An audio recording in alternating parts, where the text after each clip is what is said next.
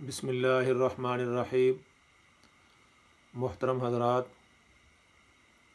پچھلے درس کے اندر بسم اللہ الرحمن الرحیم کی برکات اور فضیلت کے متعلق کچھ عرض کیا تھا، اور ساتھ یہ بھی کہا تھا کہ قرآن حکیم کے اندر 114 صورتیں ہیں، اور ایک صورت ایسی ہے یعنی سورۃ توبہ جس کے شروع کے اندر بسم اللہ الرحمن الرحیم نہیں لکھی ہوئی۔ تو کئی حضرات نے اس سلسلے میں جاننا چاہا ہے کہ سورۃ توبہ کے شروع میں بسم اللہ کیوں نہیں لکھی گئی۔ اس کے متعلق مفسرین نے کئی جوابات دیے ہیں۔ امام رازی نے ایک سمپل جواب دیا ہے کہ چونکہ اس کے شروع میں بسم اللہ نازل نہیں ہوئی اور آپ صلی اللہ علیہ وسلم نے اس کے شروع میں بسم اللہ نہیں لکھوائی، اس لیے اس کے شروع میں بسم اللہ نہیں لکھی گئی۔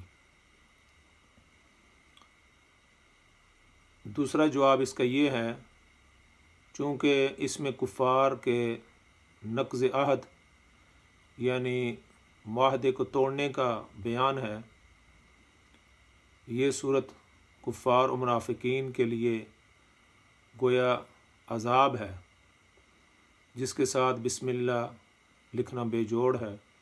کیونکہ بسم اللہ میں اللہ کی رحمت کا بیان ہے، اور اللہ کی رحمت اور عذاب ایک جگہ جمع نہیں ہو سکتے۔ اس کا تیسرا جواب مفسرین نے یہ دیا ہے، چونکہ سورہ انفال اور سورہ توبہ کے جو مضامین ہیں ایک جیسے ہی ہیں، اس لیے ان کو ایک ہی شمار کرتے ہوئے ان کے درمیان میں بسم اللہ نہیں لکھی گئی۔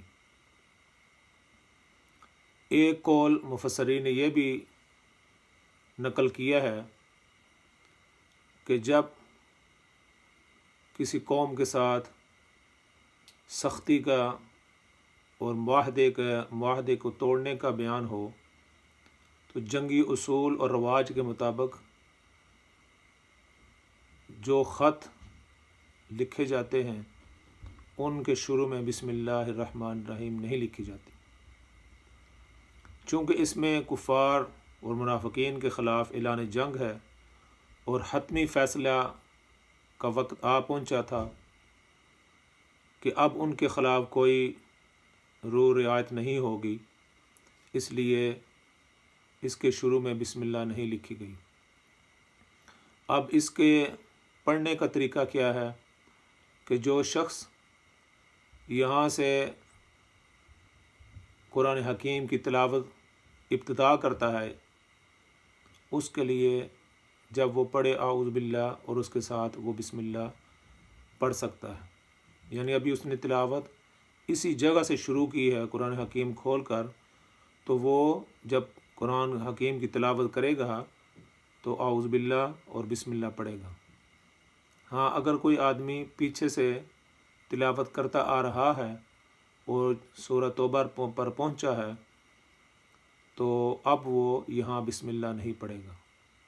تو یہ مفسرین نے اس کی مختلف وجوہات بیان کی ہیں۔ اللہ رب العزت ہمیں سمجھنے کی توفیق نصیب فرمائے۔ وآخر دعوانا ان الحمد للہ رب العالمین۔